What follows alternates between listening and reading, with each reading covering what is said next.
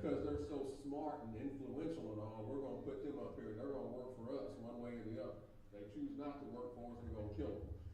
So Daniel went in, and the three Hebrew boys, amongst others, they were courted in with the king and said, hey, you guys are smart and rich and powerful and all, and you're going to work for us. And they put them on an education program for 3 years. Can you imagine someone taking you in and they're your enemy, and they say, we're going to pay for you to go to school, and we're going to educate you. But it wasn't educating you on what you wanted, we're educating you in all our ways, So some of those people have taken a lifetime to learn the ways of Babylonian ways, and they gave them 3 years. So we're putting you on this accelerated program, and in 3 years you're going to learn our language and our culture and religion and customs. And not only are you going to learn all that, but you're going to so exceed all these other people that you're going to be put in a leadership position. And if you fail, then we kill you. So you choose not to do it, we kill you, and then we're going to put you on this accelerated track, and if you don't make it through this, we're going to kill you. They were put in a tough situation there.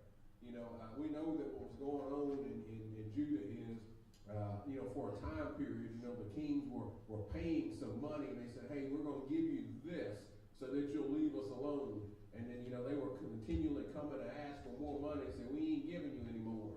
And so that's when they went in and took the second wave of people and said, well, we're going to go ahead and defeat some more folks because you didn't do what we asked you to do. And that's when Ezekiel and others went into captivity as well. And, in the third wave, they went in and they destroyed, the temple and everything else because they said, we don't want you thinking you have any hope that, hey, at some point we're going to overthrow and we're going to go back because we believe that God is still in that temple over there and that's where our strength is. And so we got to destroy every remnant of everything you think that's giving you power or hope, because that's where the true strength comes in, is hope. It's hope in the future. It's hope that beyond where I'm at in my temporary circumstance, and I'm going to get back. Just like we have that hope that we're going to be reunited with God, and Satan wants us to believe that there's no hope left, that because of sin that was brought in, that hope has been extinguished and all, and there's no going back to God. But we know that that's not true.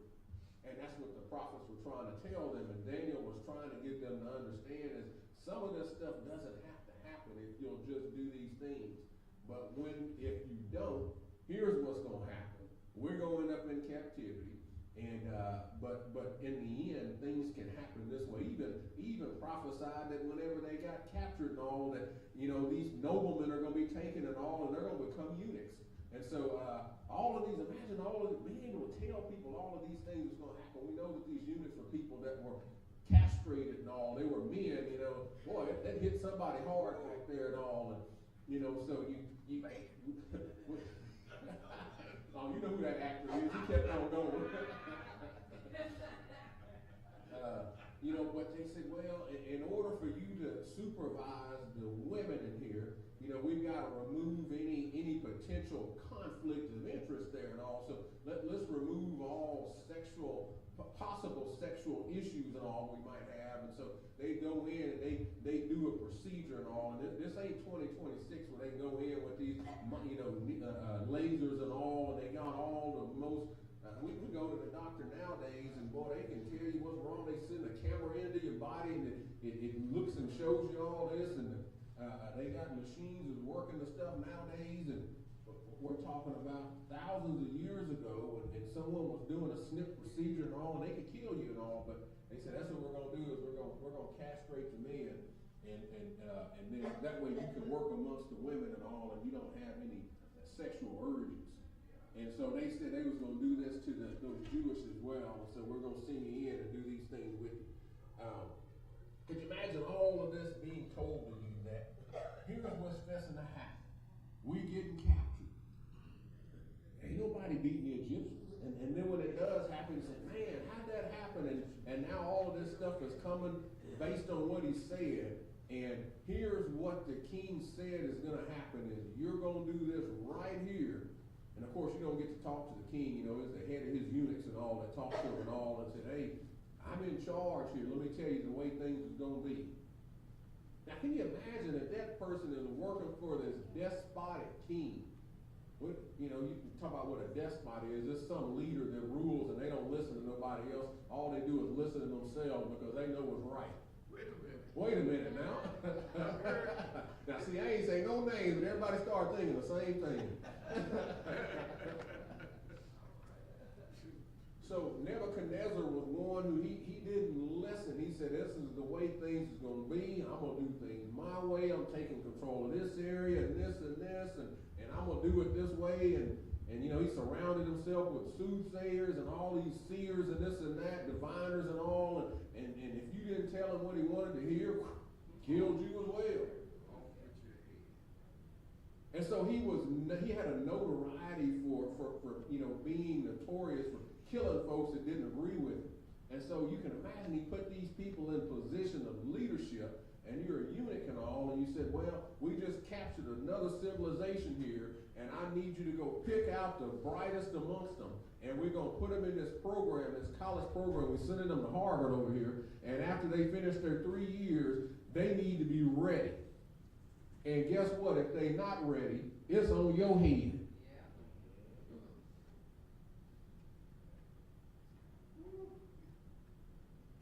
That's what we tell them at school nowadays too, right? That test is coming at the end of the year, and you've got 300 and some odd. You ain't even in school that long. It was 187 school days. But when you start taking out all of the number of days, this is going on, and testing, and this and that, you know, the instructional days that you have is, man, you don't have a lot of time. So who head get cut off? Guess what? You know who? The head.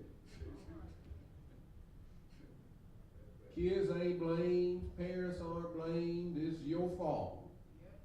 Yeah. That's what they say, it's your fault. So this eunuch was put in this position that says that here's what we've captured, and I'm giving them to you. I want them ready. And in 3 years, if they're not ready.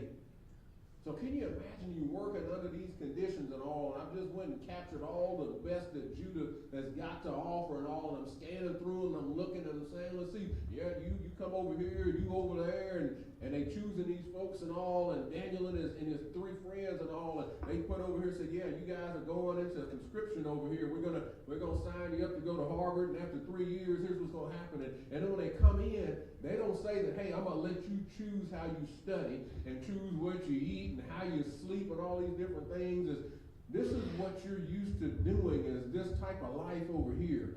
And the type of life we're living might be totally different. And I want you to do away with everything that you know and everything that made you who you are. And this is what you're going to do instead. You're going to eat this food. You're going to wake up at this time. You're going to do these types of things. And in 3 years, you better know all the stuff I said you're supposed to know. How much you paying me for this? He ain't paid nothing. You get to live.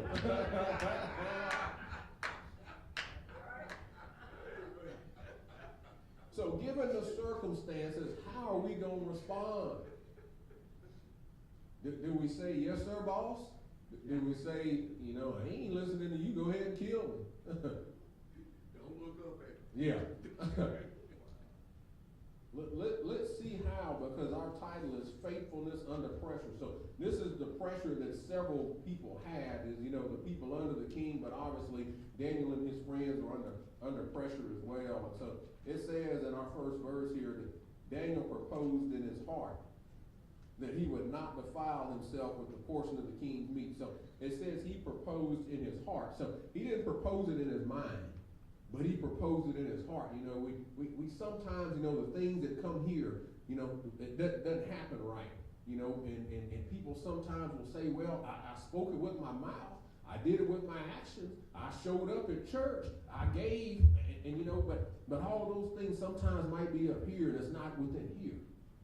And so what are the true motives for what it is or why it is that we choose to believe God and follow God? Is it because of things that's here or because of, you know, some other ulterior motive? But it says that Daniel proposed with his heart. He had the right thing leading him.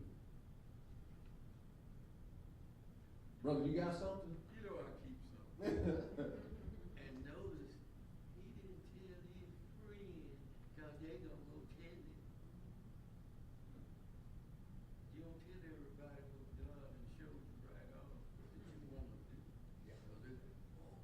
tell you what he gonna do, man. Yeah. Yeah. You know, one of the things you said about the heart is really about, the heart speaks to your convictions. Right.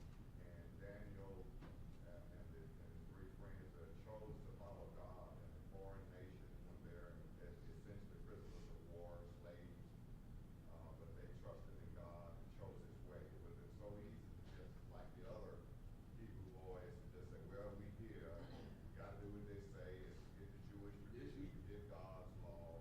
It would have been so easy to do that, but he had a conviction in his heart. I'm going to do. They realized they were there not because God forsook them, but they realized we had forsaken God's law, and that's why we're here. So we better go back and stick with what we know God's word says. No matter what the price. Yeah, interesting that they ended up in this position as Reverend Abney mentioned and all, because they chose to ignore God's law. And you're put in a predicament now of, do we continue going down that road of not listening to God? And this is what got us here in the first place. And so Daniel's been given an opportunity, and he says, well, we're in this predicament because we chose to follow idols. And I'm not going to put myself in that position that we continue. And so I'm going to follow what God said for me to do. And I'm going to trust and put faith in Him. And so we're talking about an agricultural society that didn't have the things that we value, and things that we sometimes don't even value, because we look beyond it and say that this is just, what's common is to be able to eat meat and have 3 meals a day and things of that nature. They didn't necessarily have that. And so he said, you're giving me over here, look at the spread that they brought in. They brought in this, and they pulled the top off of that, and they said, man, we don't eat like that. Dude. Yeah, and so they're used to eating, meat only a couple times a year, some of them depending on what their level of wealth was, and only for certain situations of the year, certain festivals and all. And you said that every day this is how we're supposed to eat, and they bring in this thing about going to the buffet, and you see all the best of foods and all. You say, man, I can do that, once a month or once every now and then, but think about it, if we eat like that every day, but this is what they were bringing us. And he could have said, yeah, I'm in, sign me up where I need to sign up at. Because they hadn't been eating like that. Yeah. They've been limited. Yes. But instead he says, I'm going to pass. We're going to pass on this. And it wasn't for health reasons, and it wasn't for any of that. It's because I'm going to trust in God. Because God said this is what we're supposed to do. It wasn't because anybody was looking at him. Sometimes we make decisions because, well, it's hit me and I got to look and see, does anybody see me and all. I got to make a decision based on what other folks is going to think. We don't do that, do we? But he said, because of what was in his heart, he said that I will not defile himself with the portion of the king's meat, nor with the wine which he drank. Therefore he requested of the prince of the eunuchs that he might not defile himself. So he said, hey, eunuch, come back here. Man, I appreciate it. He said, hey, man, I recognize your authority.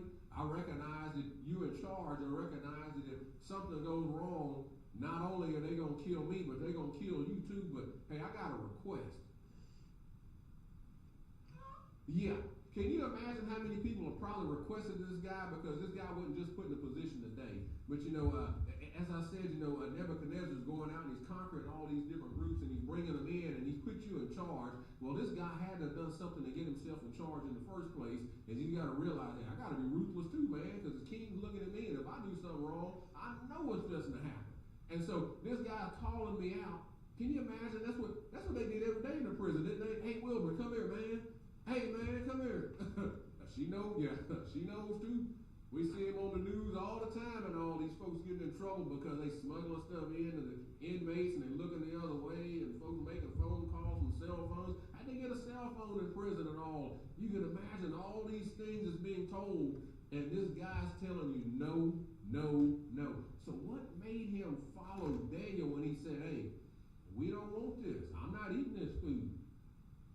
God put something in the eunuch and said, hey, although you tell no to everyone else, when Daniel makes his request, here's what you're going to do. Isn't it amazing that God works with your enemies too? But you know, people can look at how your daily activity, and they can say, you know, I believe there's something about Brother Anderson. I believe he walks with God. I see the favor he has on. People can see that, and they say, you know what, yeah, there's something out here. He real. They can see it. If they can't, then something's wrong. Your life must be pretty bad. If they can't see something in you. Our lights are so shine before men that we shouldn't have to tell people that, but they should be able to see it on us, huh?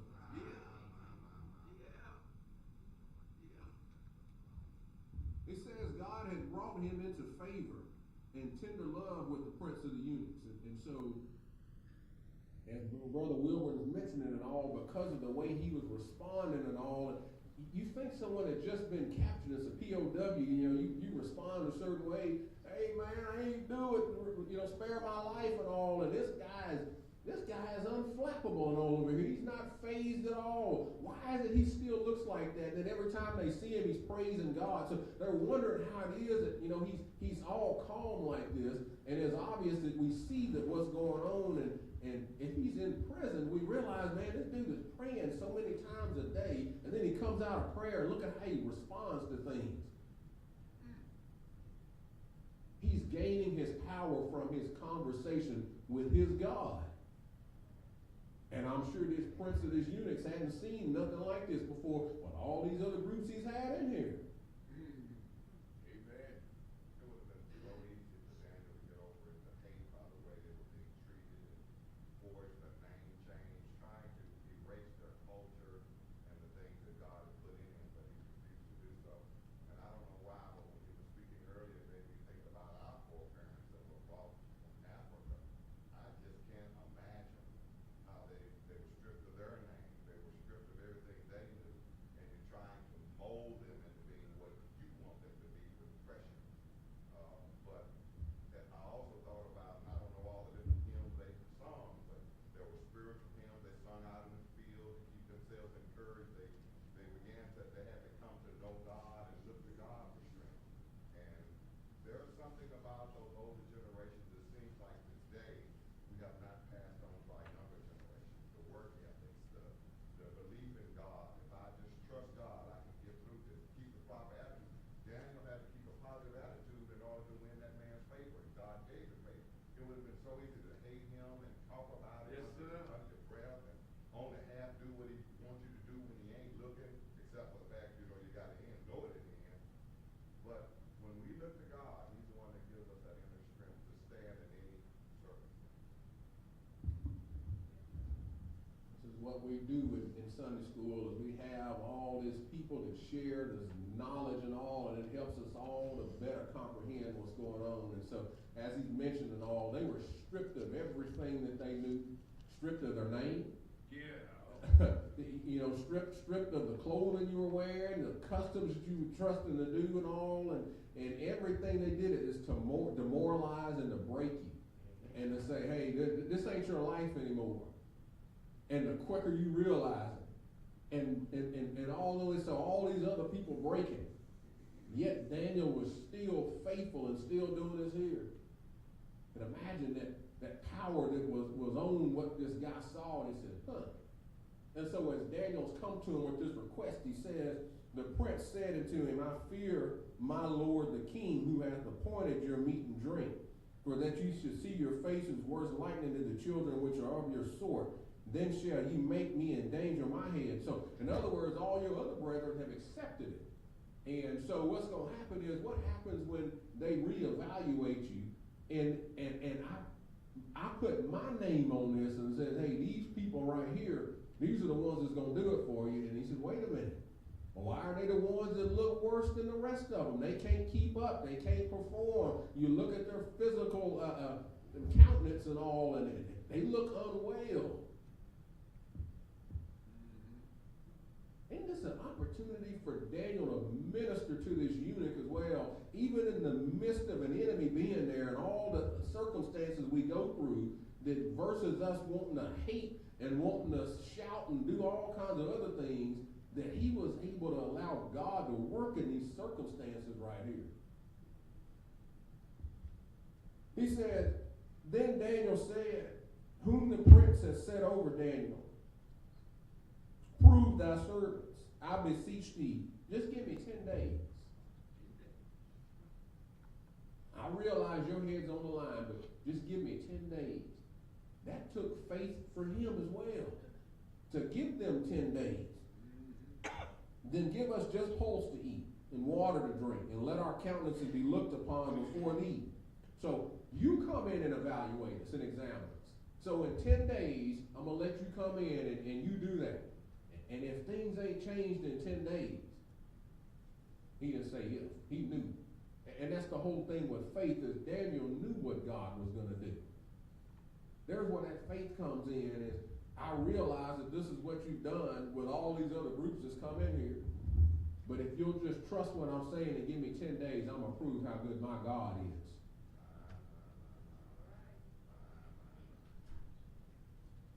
Again, if his heart was hardened and he didn't listen, God would have still provided another way. But we realize that God's hand was in what was going on here. He said, so he consented to him in the matter. And he proved them 10 days. And at the end of the 10 days, their countenance appeared fairer and fatter in flesh, and all the children that did eat the portion of the king's meat. Again, so then we know then that all his other brethren, they said, hey, all right, hey man, hey, it is what it is. And give me that pork.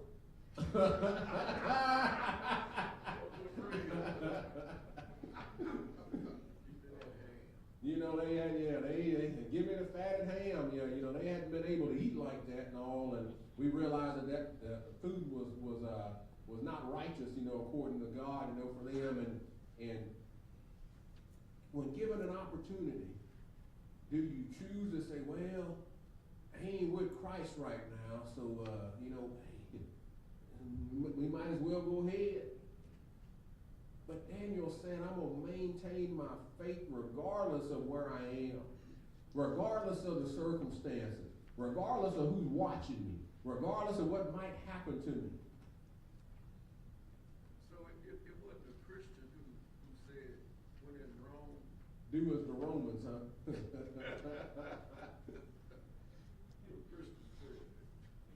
No. And we realize there's going to be several other things that's going to come up later with Daniel and all. And when other kings take over, they say that Daniel is not worshiping the king, he's worshiping his other god. Threw Daniel into the lion's den. You know, there's all these other circumstances that happen, and Daniel continues to put faith in God, that God is going to work a miracle. And if God doesn't, then he still is going to keep faithful in God. And there's another reason for why God didn't show up in that particular manner. So we sometimes make decisions based on trying to save our own physical life versus doing what's right in God's eyes. He says at the end of those days, their countenances appeared fair. So said Melzar took away the portion of their meat and the wine that they should drink and gave them pulse. So in other words, he kept bringing all this time, these 10 days, he still kept bringing them the meat and all that. They just were choosing not to eat it. So he added this pulse to it. So hey, here's what the king sent in, but I'm going to bring this stuff that you requested as well. But then after those 10 days, he realized that, well, they look better than everybody else in here. Well, guess what? Now I can tell all the others that's over here too, because Melzar wasn't getting this food himself. Of course, he's in charge. So now he's able to communicate with whoever is providing the food. Hey, don't send this in here. They don't want that. You send them this instead. See how God works? And he says, as for those 4 children, God gave them knowledge and skill in all learning and wisdom, and Daniel had understanding in all visions and dreams. And so, again, we're talking about 2,000, 2,500 years ago, but even trying to say nowadays, you know, what type of understanding does each person have and all that. These were some of the smartest, and they were able to pick up on stuff, science and math and things of that nature, other languages and all, whatever it is that the king wanted and all, and they was able to learn stuff real quickly and all. And he said, man, how is it that they pick this stuff up so easily? We got folks that, this natural born Babylonians that don't pick it up like that. It's because God allowed them to be able to do that. God can work miracles with you if you just have faith in Him. Now, they all had their own individual gifts that God gave them, but what God gave Daniel is the ability to be able to interpret dreams. And we realize that these kings wanted that because, like I said, they would bring in their astrologers, and they're looking at the stars, and they say, okay, based on how the stars are aligned right now, and we type this in the paper right here to say if you're a Virgo, if you're a Sagittarius, if you're a Gemini, if you just read this right here, let me tell you how your life's going to work for you today. And we go to reading that stuff, oh, okay, yeah. Let me go see Sister Bishop or Sister Ann or whatever that new lady's name is, and she's going to flip some cards over and all, and she's going to look at that card and say, hey, this card came up. Let me tell you what's going to happen right now. Somebody in your family is going to have a disaster today. Boy, ain't that so vague? Why you talking about all these Christians? But that's what he was surrounding himself with, and that's what these people put faith in, and they said, man, they ain't seen it happen yet, and so then they do some magic, and they bring somebody in and say, hey, man, I need you to come do a magic trick right when I say this word right here. Poof. See, I told you it was going to happen.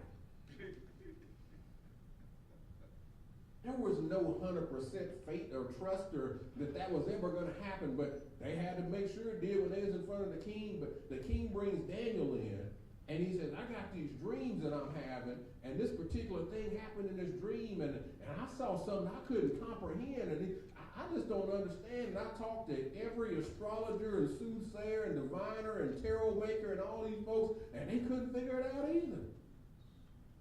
And yet Daniel was given this vision by God that here's what this is.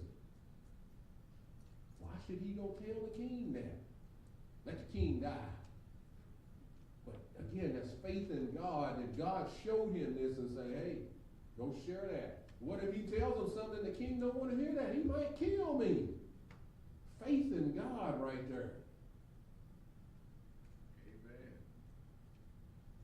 He says in the end of the days that the king had said he should bring them in. Then the prince of the eunuchs brought them in before Nebuchadnezzar. So again, Nebuchadnezzar has charged Melzar that you're in charge of bringing them in and rearing them and changing their culture and educating them and getting them ready to serve in my court. And he's been giving him all this leeway that you take care of it. He says, hey, the days are over. The 3 years are up. Bring them up. Have them prove themselves. And Melzar's down there sweating, I bet. You know. That's how we are when we're in charge. And hey, it's your head. If it doesn't work, boy, you the one sweating. They ain't sweating. I'm the one sweating. If they don't, man, they just gonna do this with them. But man, they fixing to make a public example out of me.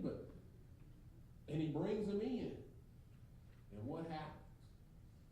It says the king communed with them. Well, when we commune with someone, there's a certain relationship that happens when we commune with someone. We don't bring just the average Joe in here and commune with them. Do you just bring folks in off the street and they commune with you in your house?